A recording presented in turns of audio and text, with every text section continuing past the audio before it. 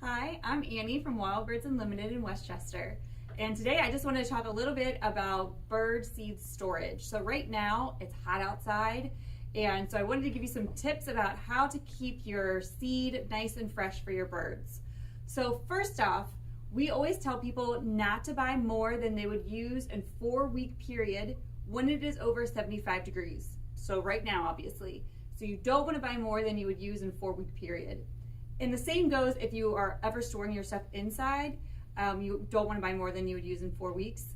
We suggest to kind of store your stuff in a cool, dry place, usually not indoors.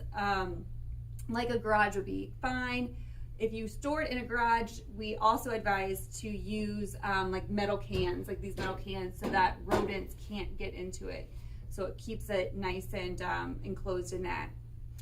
One of the reasons that we tell people to not buy more than they would use in a 4-week period is because there's these tiny little eggs that are in any sort of like grain products, like pet foods or flour, noodles, stuff like that, but also in bird seed.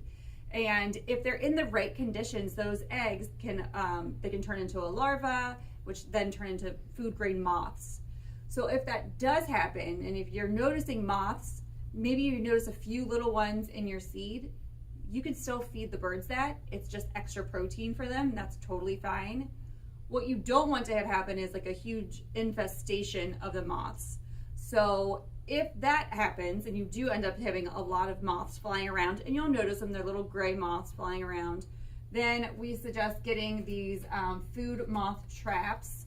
You can set those out. So if this happens in your house, you can get these, set these out, that'll trap them, or in the garage is fine too. But the best way to do that is just to prevent having a ton of food just sitting around. So buying in smaller quantities right now. So just making sure you're just buying again in that 4-week, how much you'd use in about 4 weeks, storing it in a nice cool dry place, storing it in a metal container. Yeah, and then you should be set to go.